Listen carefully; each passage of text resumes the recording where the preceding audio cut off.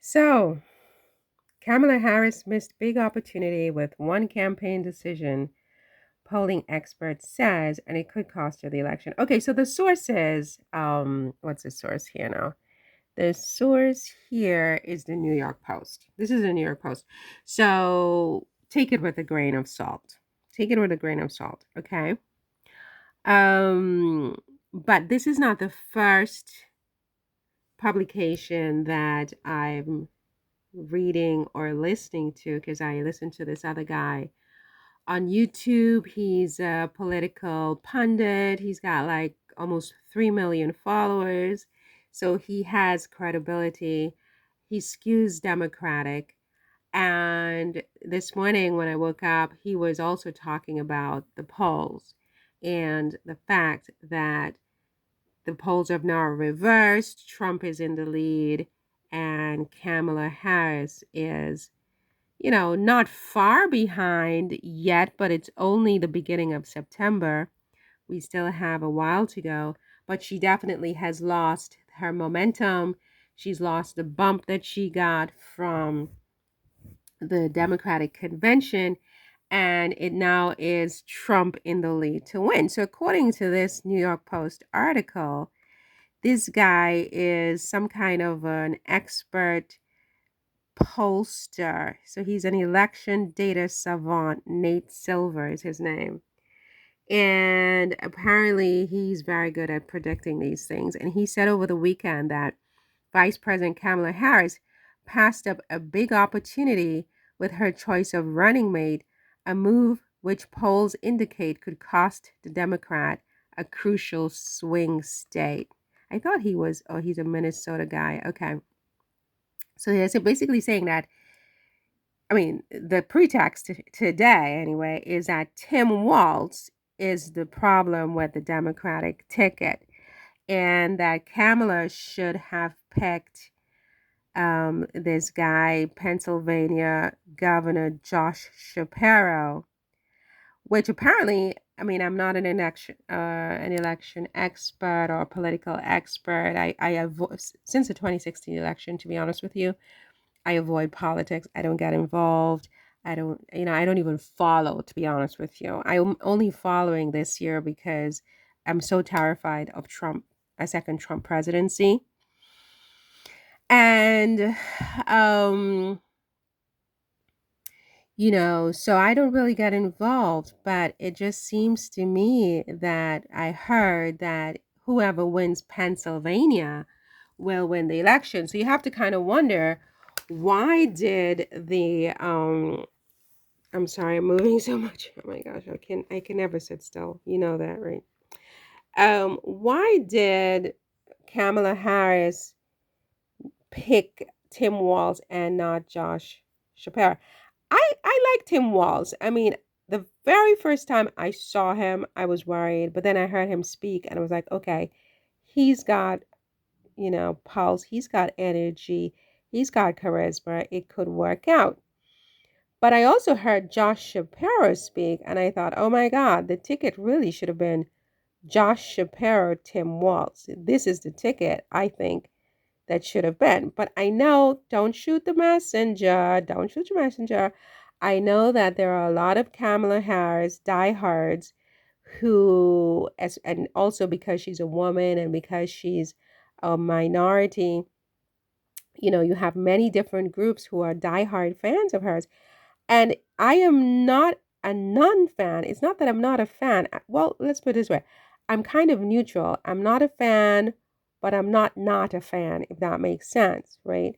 I don't really know her. I don't know anything about her except what's presented in the media about her career.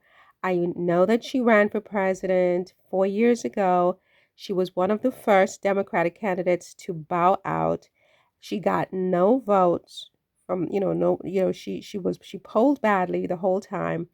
And that is why I felt like she was a weak choice for the top of the ticket going up against someone like Donald Trump. In any other year, I wouldn't even care, whether she won or lose. But this year, because um, because of the stakes, the stakes are so high with the Trump presidency and what that is going to mean, not just for the next 4 years, but potentially for maybe the next 20 or longer in the United States and maybe even the world. I just think that the stakes are so high that there's no margin for error and that the Democrats just don't have any room to play games and to take unnecessary risks. And I think that a Kamala Harris as the top of the ticket is way too much risk. It is not a question of her qualifications. She clearly is overqualified as it stands. And certainly compared to Donald Trump, who to me is presumptively disqualified based on all of the antics, including but not limited to January 6th. You know, I felt like Kamala Harris is definitely qualified. It's not the reason that I think that she strategically was not the right pick and is not the right pick for this particular election cycle. It is because of who she's running up against. A man like Donald Trump, who, as I said, is presumptively disqualified, but who all of his supporters do not give a crap about that. They don't care that he's presumptively disqualified. So, he has all of his supporters, right? We know this. The issue is going to be the defectors, those who are going to go over to Donald Trump, because with all of his supporters, he already has 50% of the vote, right? We can agree, pretty much close to 50% of the popular vote in this election, right? What's going to take him over the top are those independents and the defected Democrats who are going to go over to his side because Kamala Harris does not match their image of what the next president of the United States should be. This is based, yes, I'm going to say, don't shoot the messenger. Don't shoot the messenger. I'm telling you the hard truth, right? I don't know how to be fake. You want fake, you want tact, you want all those things, you have the wrong girl, okay? The fact that she is a woman going up against this machismo, macho, man, I don't even know what you call Donald Trump, is a disadvantage for the American populace in terms of selecting their president. Just look at the history of this country. They prefer male white candidates. Period.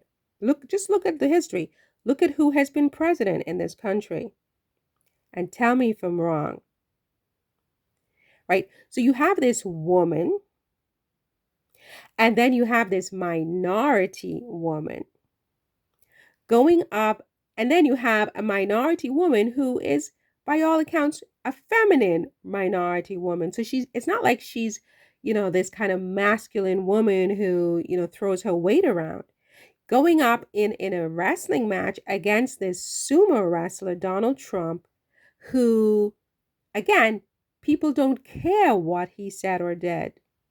They support him no matter what. He's the Teflon Don. He literally gets away with murder. He told us he could shoot someone on Fifth Avenue and he will still win. This is still true.